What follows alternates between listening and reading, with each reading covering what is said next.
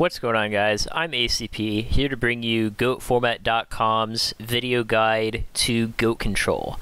And this is a very popular deck, one that you definitely need to know about in order to do well in the format, whether you're playing it or playing against it.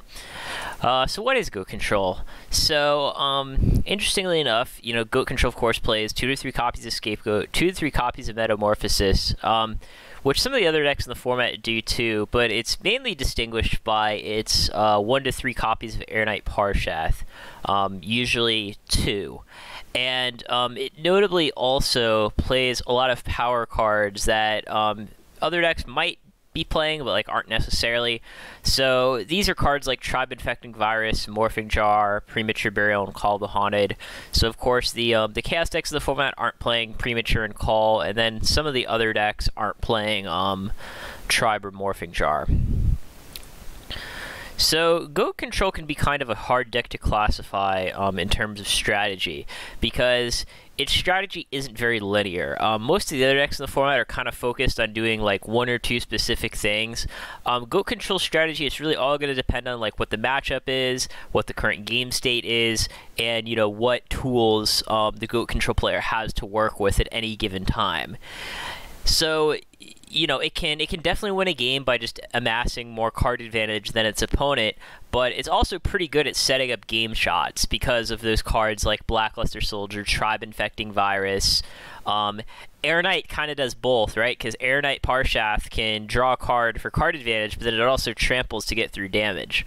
And due to that great utilization of power cards, Morphing Jar in particular, it's also very good at making comebacks. So GOAT Control, it's sort of the jack of all trades of the format.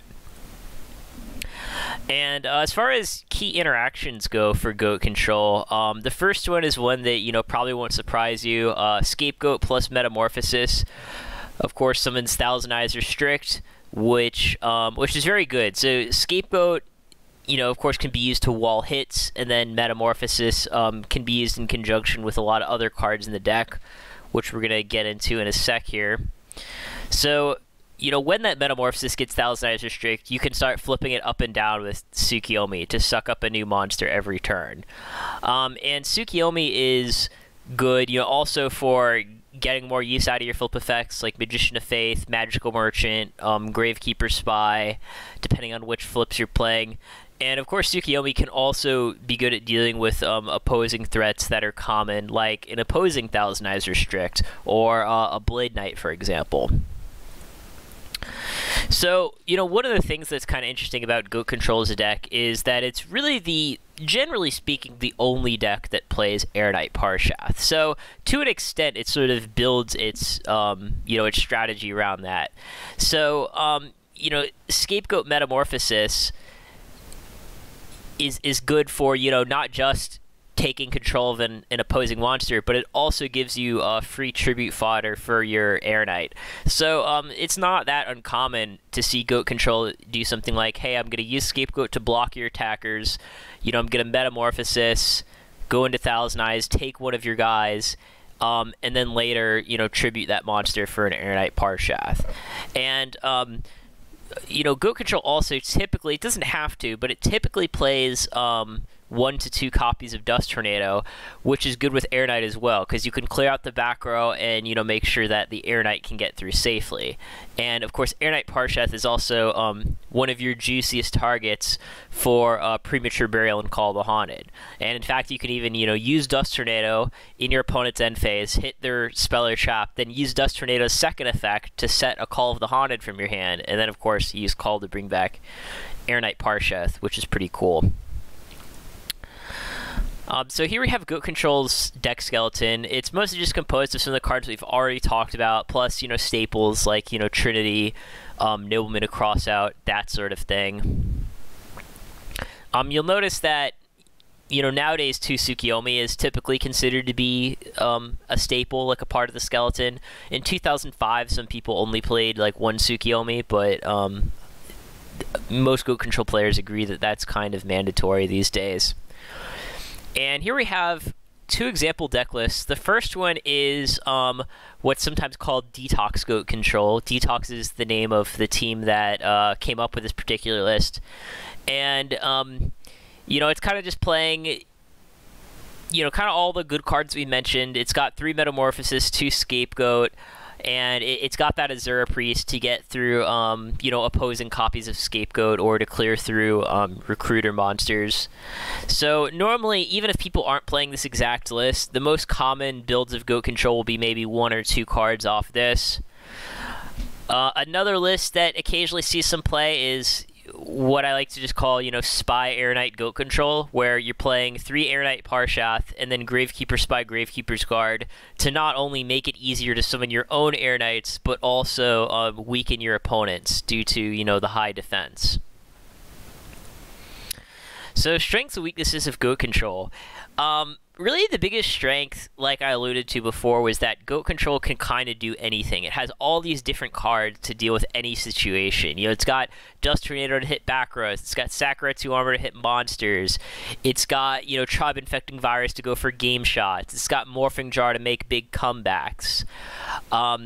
So, between the main and the side, a good Goat Control player, they can definitely fight a game against like any other deck, right? Because somewhere, either in the main or side, they're going to have the tools to deal with it.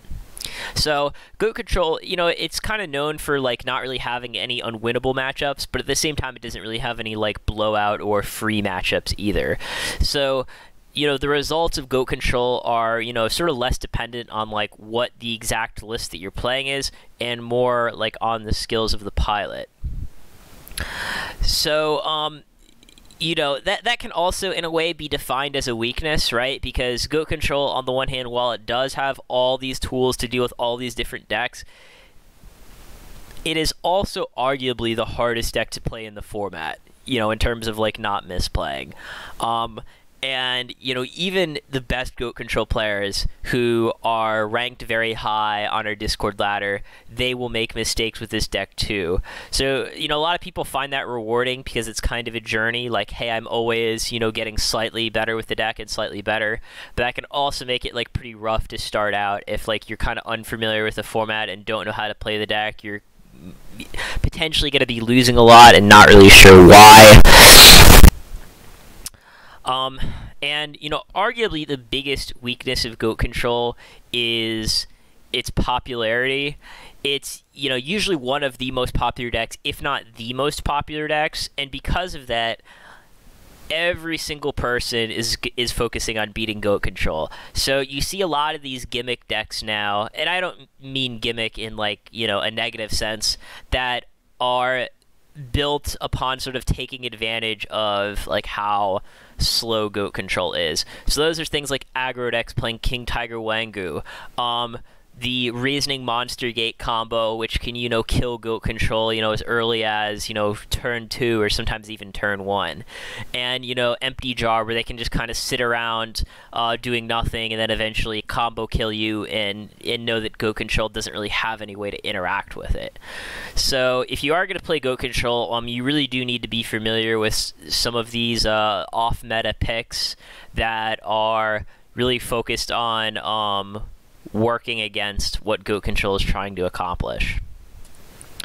And lastly, common misconceptions about Goat Control. Really the only one that I think is worth mentioning is that, sometimes people who aren't familiar with the format, when they hear Goat format, they think like, oh, Goat format, that means that like everyone plays Goat Control. And that's not really true. Goat Control in the online meta, it's probably the most popular deck, but it sees a lot less play than it used to. And it's kind of like interesting if you go through the history of the revival era, whereas, in 2012, when people started saying, hey, let's like, start playing Goat format, I think this could be fun, pretty much like everyone played Goat Control. Like 90% of people played it. And then, as the years passed by, kind of what I alluded to in that last weakness, people saw how popular Goat Control was and started saying, hey, like, let's try to come up with some decks that might be able to beat this. And that's how today, we got all these different Chaos decks. We've got Aggro, we've got Reasoning Gate, we've got Empty Jar, we've got Burn, we've got Flip Control. We've got all these different decks that over the years people have been able to, like, fine-tune tune to at least be competitive with goat control. So, you know, if you're someone who's like new to the format, it's really not like a mirror match format. You kind of need to know like about a few different decks. On our tier list, we have 9 different decks, and all of them see play, and all of them are good enough to be competitive. So that's all for today.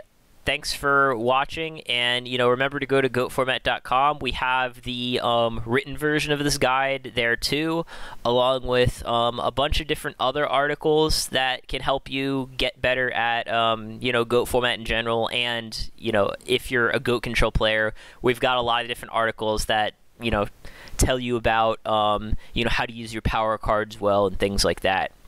So thanks for watching, everyone.